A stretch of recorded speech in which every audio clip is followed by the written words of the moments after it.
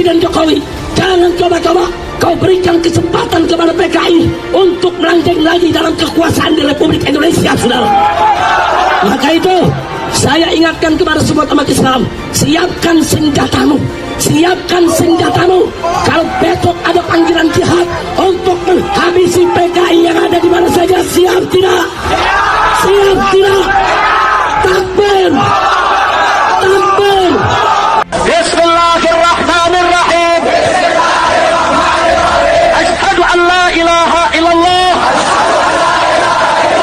wa asyhadu anna Muhammadar Rasulullah. Demi Allah, kami bersumpah dan kami berjanji akan selalu setia kepada perjuangan agama Islam, dan kami bersumpah serta berjanji untuk selalu setia kepada NKRI yang berdasarkan Pancasila dan Undang-Undang Dasar 18 Agustus 1945 dan menjunjung tinggi semboyan Bhinneka Tunggal Ika. Takbir! Takbir!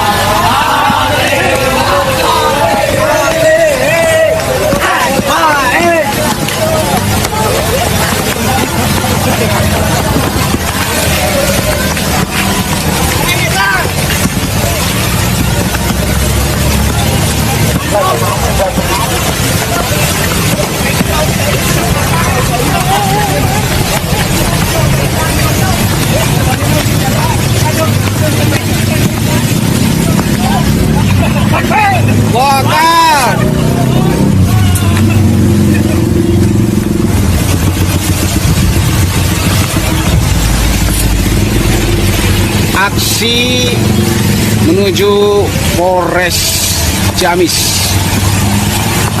menyerahkan diri karena sudah mengakibatkan Imam Besar Habib Muhammad Rizik Syihab ditahan. Ini umat Islam Kabupaten Ciamis kompak menuju Polres Ciamis untuk meminta ditahan sebagai pengganti Imam Besar, agar supaya Imam Besar Al-Habib Muhammad Rizik Syihab dibebaskan. Kami siap menggantinya.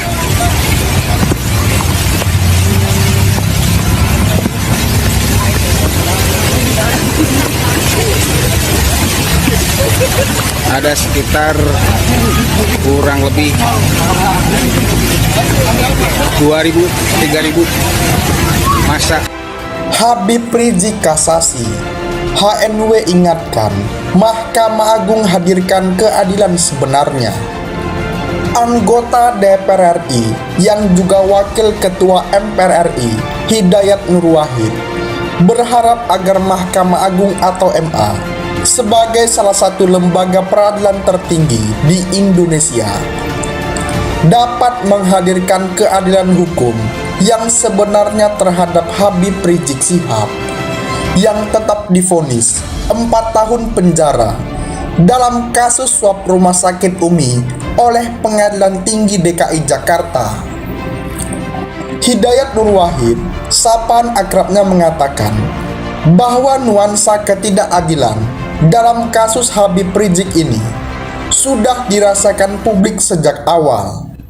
Pasalnya, apabila Habib Rizik dipidana karena dinilai menutupi hasil swab COVID-19, faktanya ada beberapa pejabat negara atau menteri yang juga menutupi dan tidak secara terbuka menyatakan dirinya terkena COVID-19, dan untuk mereka tidak diproses hukum sama sekali.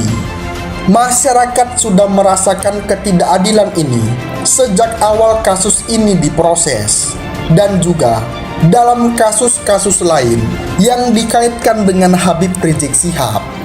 Bahkan Majelis Hakim dalam kasus kerumunan juga mempertimbangkan adanya praktek ketidakadilan yang jelas-jelas tidak sesuai dengan prinsip hukum yang universal, yaitu prinsip equality before the law, ujarnya melalui siaran pers di Jakarta.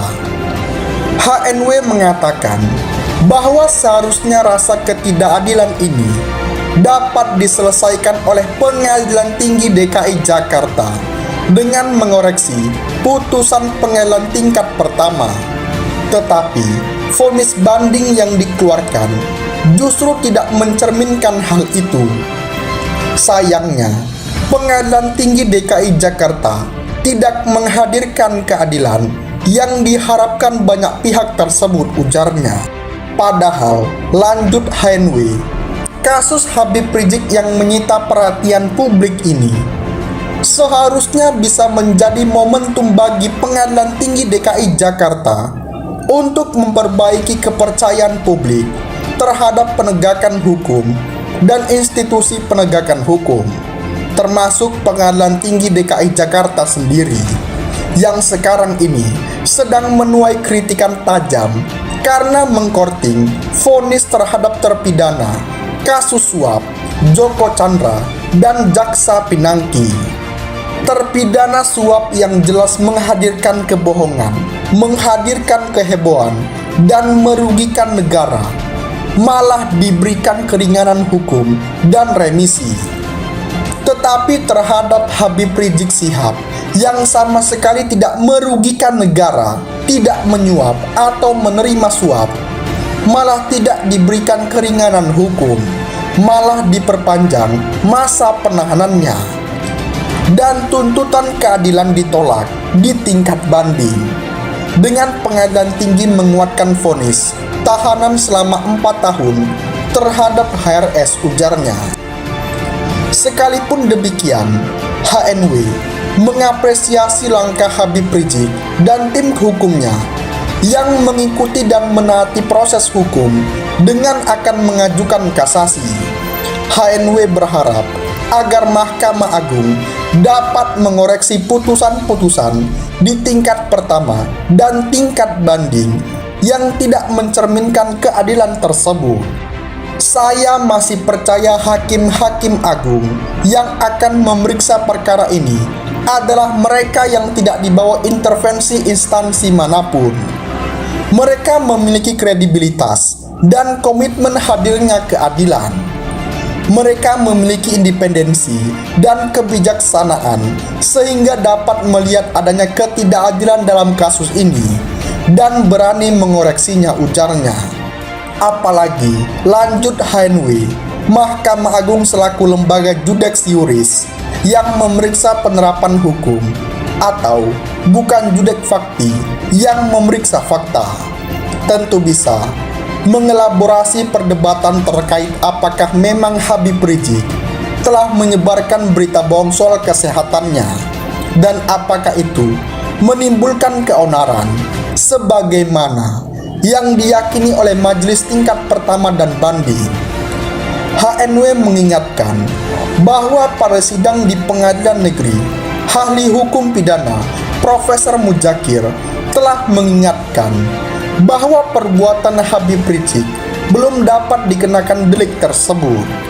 HNW mengutip pandangan Profesor Muzakir yang mencontohkan ketika ada seseorang ditanya kondisi kesehatannya setelah melakukan tes usap antigen, lalu kemudian dijawab sehat karena merasa sehat, maka hal tersebut bukan termasuk ke dalam kategori menyiarkan berita bohong. Pasalnya, ketika yang bersangkutan dihadapkan pada situasi saat ini sehat, maka memang faktanya begitu, berarti tidak bisa dikatakan berbohong. Selain itu, lanjut HNW, seperti yang dituturkan oleh para saksi ahli pidana dan bahasa yang dihadirkan dalam persidangan Habib Rizik Syihab, mereka menyatakan bahwa tindakan HRS tersebut bukan menyiarkan kebohongan, tapi pernyataan manusiawi yang mungkin keliru tapi bukan berbohong. pandangan ahli pidana Profesor Mudzakkir yang sudah tidak diragukan lagi keilmuannya di bidang hukum pidana beserta 5 ahli lainnya, juga ahli bahasa dari UI atau Frans Assisi, seharusnya bisa menjadi bahan pertimbangan bagi majelis hakim di Mahkamah Agung untuk berlaku bijak dengan mengoreksi dan menghadirkan keadilan yang substansial, mengabulkan tuntutan pemohon, dan membebaskan Habib Rizik Syihab dan kawan-kawan pungkasnya.